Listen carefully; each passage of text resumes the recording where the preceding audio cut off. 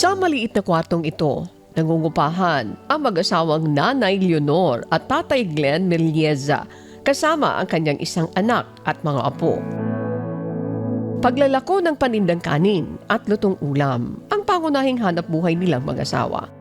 Bago pa sumikat ang araw ay gising na sila para maghanda ng kanilang lulutuing mga ulam na ilalako din nila sa araw na yon. Dala ang lumang trolley na mahigit 5 taon na niyang gamit sa paglalako. Ang hanap buhay ko po ito, lutong ulam, yung luto ng lutong ulam at saka merienda, yung mga kakanin.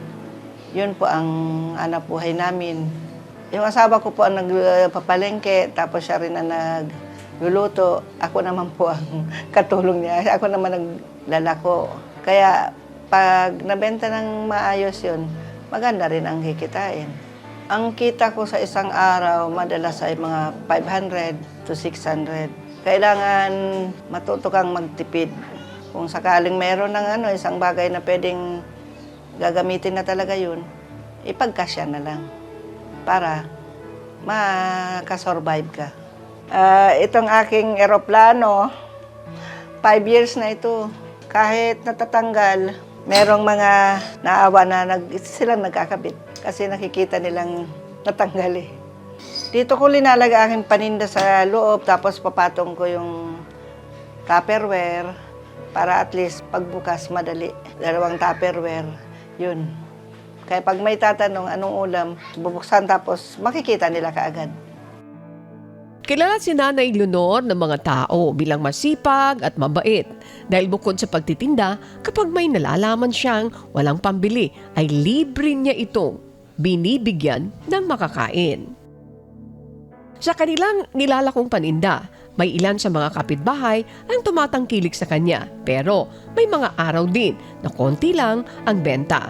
Ngunit sa kabila nito ay hindi siya sumusuko. Umulan man o umaraw, hindi tumitigil si Nanay Leonor maghanap buhay. Kaya't minsan ay nakaramdam ito ng pananakit ng katawan at patuloy pa rin itong naglalako para sa pamilya. At sa mga pagsubok ng kanyang nararanasan sa buhay, hindi pa rin ito nawawala ng pag-asa na magtiwala sa Panginoon. Hanggang malakas ang aking katawan. Hanggang sana makatapos yung apo ko para matulungan ko sa pag-aaral. Ayaw niyang umuwi doon. Gusto niya talaga sa amin para daw makakatulong din siya. Kahit maliit pa. Pag nakakaramdam ako ng sakit sa katawan, ang ginagawa ko ay magpahinga muna. Tapos yun, dapat makainom ako ng tubig. Parang lumalakas uli ang katawan ko. Nagkasakit ang asawa ko. Siyempre, hindi siya makapaghanap buhay. Nag-aaral yung mga anak ko. Walang makain. Basta try out. Lahat ng makakaya ko, ginawa ko. Kasi yung bili ng tatay ko, basta malinis, gawin mo. Basta tama. At saka, wag na wag kang makalimot, tumawag sa taas at bababa siya.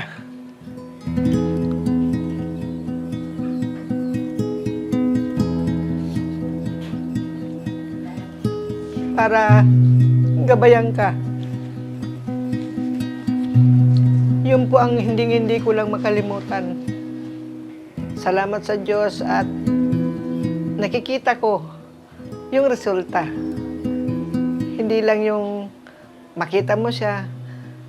Pag hiningi ko, merong dumarating na biyaya. Kasi sabi ko, kailangan ko sa pamilya ko.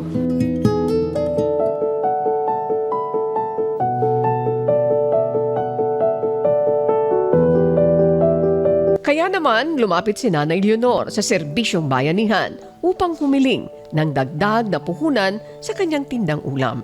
At agad naman itong natugunan sa tulong ng bagong henerasyon party list, katuwang ang MCGI. Ay, andito!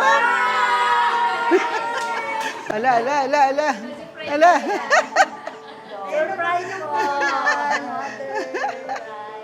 Unang-una, maraming salamat sa Panginoon at may mga taong malalaki ang puso at pag-uunawa sa kapwa nila. Salamat sa pagmamahal. Kahit iba-ibang tao, hindi nyo pinipili ang inyong matutulungan. Sa ngalan ng Panginoon, maraming salamat sa mga taong mapagmahal sa kapwa at marunong tumanaw talaga sa mga taong nangangailangan din ng serbisyo. At lalong-lalo na sa MCGI, nang dahil sa MCGI, kaya ako nakarating dito. Nabigyan din si Nanay Leonor ng libreng check-up sa mata at medikal at may kasama pang libreng gamot. Bukod dito, nabigyan ito ng guarantee letter para sa kanyang laboratory sa tulong din ng bagong henerasyon party list sa pangunguna ni Congressman Robert Nazal. Ang kanyang buhay ay paalala na hindi kailangan maging malaki ang negosyo para maging matagumpay. Ang tunay na tagumpay ay nasusukat sa sipag, tiyaga at pagmamahal na ibinubuhos sa bawat ginagawa.